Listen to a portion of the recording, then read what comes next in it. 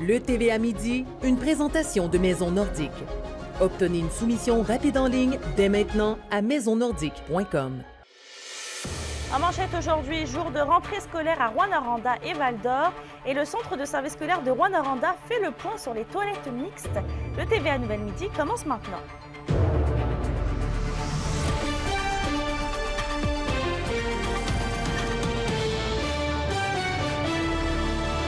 Bonjour tout le monde et bienvenue au TVA Nouvelle.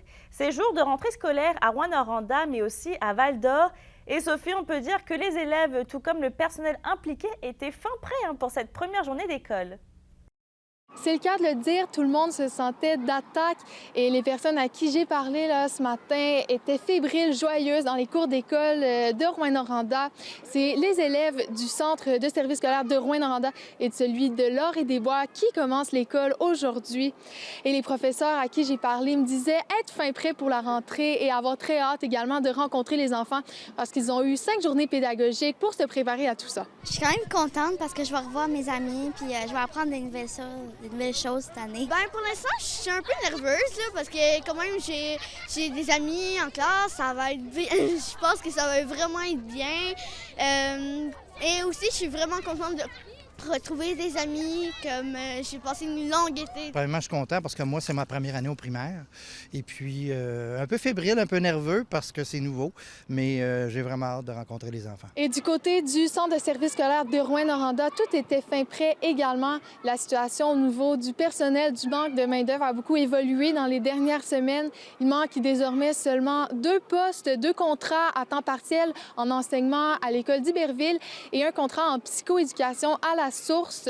Il y a également là, des postes qui ont été comblés jusqu'à hier au niveau des services de garde.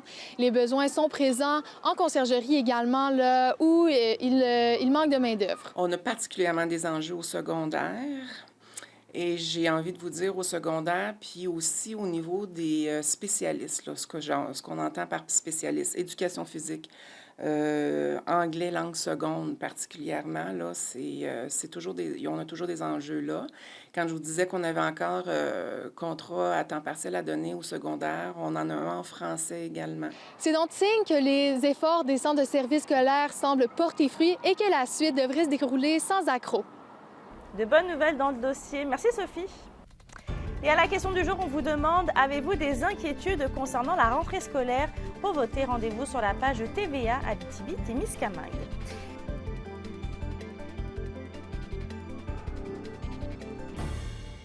Et on revient sur la polémique entourant les futures toilettes mixtes à l'école secondaire d'Iberville de Rouyn-Noranda. La direction de l'école et le centre de service scolaire ont tenu à faire le point sur la situation. Et André, la direction affirme que c'est la sécurité qui a motivé cette décision. Voilà, le directeur de l'école d'Iberville et le directeur des ressources matérielles par intérim du centre de service scolaire de Rouyn-Noranda nous l'ont répété à plusieurs reprises. Ils ajoutent que la décision n'a pas été prise pour accommoder les élèves issus de la diversité sexuelle et de genre. L'important, c'est d'y aller avec toujours au niveau de la sécurité, s'assurer que nos toilettes, c'est sécuritaire et s'assurer qu'on répond aux besoins de tous et chacun. La lettre qui a été envoyée par la direction de l'école continue de circuler abondamment sur les réseaux sociaux, là, notamment avec de nombreux commentaires.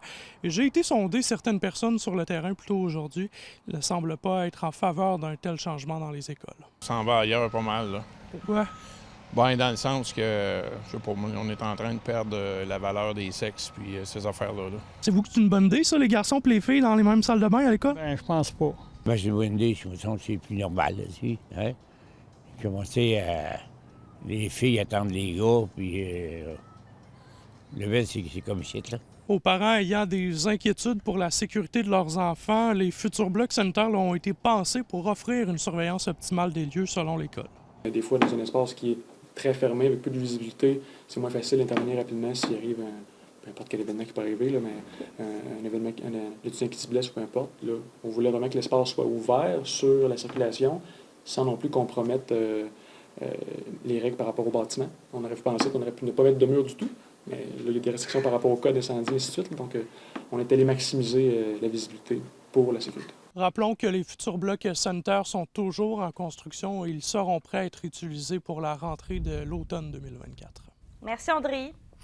Parlons logement. Rwanda est à la recherche d'une solution pour la pénurie de main-d'œuvre. La ville veut densifier son territoire par l'intérieur, c'est-à-dire permettre par exemple la construction d'un logement dans une maison unifamiliale. Les détails avec Vincent Tremblay. La ville de Rouyn-Noranda en a plein les bras, mais ne perd pas espoir pour trouver une solution à la pénurie de logements. Une des pistes étudiées est la densification intérieure. Au conseil de ville, lundi soir, les conseillers ont évalué la possibilité de permettre à un bâtiment commercial d'avoir 16 unités au lieu de 12. Un exemple de ce que c'est la densification de l'intérieur. Ce soir, il y avait une résolution pour augmenter le nombre de logements dans un édifice, mais bref, on a aussi adopté certains règlements pour permettre un deuxième logis. Donc, on essaie, oui, de la nouvelle construction, mais aussi de densifier peut-être à l'intérieur même de certains quartiers. Alors, on travaille ardemment là-dessus. De passage en Abitibi-Témiscamingue, le député du Bloc québécois dans Longueuil-Saint-Hubert, Denis Trudel, croit qu'il s'agit d'une bonne piste de solution. Une des raisons, une des causes de la crise qu'on vit, c'est la pénurie de main-d'œuvre puis l'augmentation des coûts de construction. Mais ça, c'est des trucs qui seraient à bas coût, en tout cas à moindre coût, que de repartir toujours dans des grands blocs, des grands 60 logements. Mais tôt ou tard, ça va en prendre, par exemple. Ça, c'est des solutions un peu palliatives. Mais tôt ou tard, il va falloir que le gouvernement fédéral mette la main dans ses poches puis construise du logement. Les députés Sébastien Lemire et Denis Trudel ont rencontré près d'une trentaine d'organisations, dont des employés municipaux, avec la relocalisation de 200 ménages à Rouyn-Noranda en raison de la création d'une zone tampon. La crise du logement se doit d'être la priorité numéro 1 des instances municipales, provinciales et fédérales, selon eux. L'esprit de solidarité était très fort, puis le besoin de trouver des solutions communes. Mais les gouvernements doivent agir, doivent prendre leurs responsabilités. Ça doit être la priorité numéro 1. Parce que si tu n'as pas de toi dans la vie, ben tu as des conséquences sur tous les autres aspects qui vont toucher la santé psychologique des gens. Après sa visite en Abitibi-Témiscamingue, Denis Trudel va se diriger vers le Saguenay-Lac-Saint-Jean, après quoi il va produire un rapport de ce qu'il a vu sur le terrain. Il va ensuite le donner au ministre fédéral du Logement, Sean Fraser. Vincent Tremblay, RNC Nouvelles, Rouyn-Noranda. Allons Témiscamingue, puisque la MRC lance une initiative pour permettre aux visiteurs de découvrir les attraits de la région. Dès à présent, des bornes interactives dotées de codes QR sont installées aux 4 coins du territoire pour avoir accès à de l'information pour les personnes qui veulent explorer le Témiscamingue. Il y a des détails sur les sites touristiques emblématiques, les événements locaux, les activités en plein air ou encore les attractions naturelles. La 21e édition du Festival de musique émergente en Abitibi-Témiscamingue commence dès demain. Les festivaliers vont pouvoir profiter d'une programmation haute en couleurs du 31 août au 3 septembre prochain. L'organisation est toujours à la recherche d'ailleurs de bénévoles pour pouvoir venir prêter main forte aux équipes. Il est possible de soumettre les candidatures directement sur le site du FME. On est à la recherche de beaucoup de bénévoles encore. Sécurité 7e rue, commissionnaire, responsable justement sécurité pour les sites qu'on va avoir extérieurs. Il y a la Guinguette, il va y avoir la 7e rue. Je te dirais que c'est at large. Quand je dis un bénévole, que je cherche un bénévole troubleshooting, c'est qu'il peut être apporté à faire n'importe quoi. Dans le dossier de Glencore, un livre d'enquête sur la fonderie Horn sort le 6 septembre prochain en librairie. Il s'agit de Voyage au bout de la mine, le scandale de la fonderie Horn. Il a été écrit par le Rouyn-Norandien Pierre Serré. Et dans ce livre, l'auteur se demande pourquoi le scandale autour de Glencore a explosé en juin 2022, alors que des médecins de l'hôpital Mont-Sinaï avaient déjà mis en évidence les dangers des métaux lourds en 1983. Toujours au culturel, c'est demain, à l'écart de Rouyn-Noranda, que va avoir lieu le vernissage de plusieurs artistes invités. Les gens sont donc invités à venir découvrir leurs œuvres en formule 5 à 7. Des artistes vont dévoiler leurs créations au grand public. Plusieurs techniques et thèmes vont être également dévoilés. L'artiste Gabriel Demers va inviter les personnes à ouvrir la discussion sur la place des femmes dans la société. Et après l'alignement des joueurs, l'heure est au dévoilement du personnel dans la LHMQ pour la saison 2023-2024. Chez les Foreurs de Val-d'Or, il n'y a pas de changement pour Maxime Desruisseaux, qui reste directeur gérant et entraîneur-chef.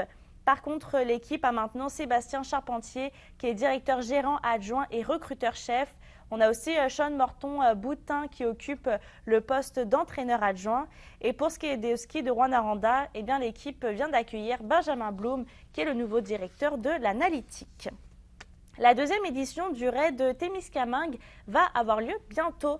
L'événement va se dérouler du 7 au 10 septembre prochain.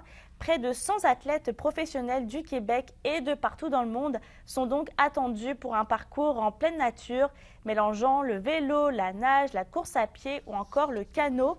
Le 8 septembre, c'est le raid jeunesse et le 9 et 10 septembre, c'est le parcours professionnel de 160 km sur 2 jours. Le raid de Témiscamingue va être diffusé dans 162 pays et traduit dans 16 langues différentes. À la météo aujourd'hui, on voit que le soleil brille dans la région. La tendance va continuer dans la journée avec un maximum de 16 degrés. Et pour ce soir et cette nuit, on s'attend à des nuages avec des nappes de brouillard au cours de la nuit dans tous les secteurs. Il va faire un minimum entre 3 et 5 degrés. Merci d'avoir été avec nous et en ce jour de rentrée scolaire, je souhaite du courage et une belle année scolaire à tous. Que cette nouvelle année soit pleine de réussite dans votre parcours. Merci à vous, puis à tout à l'heure.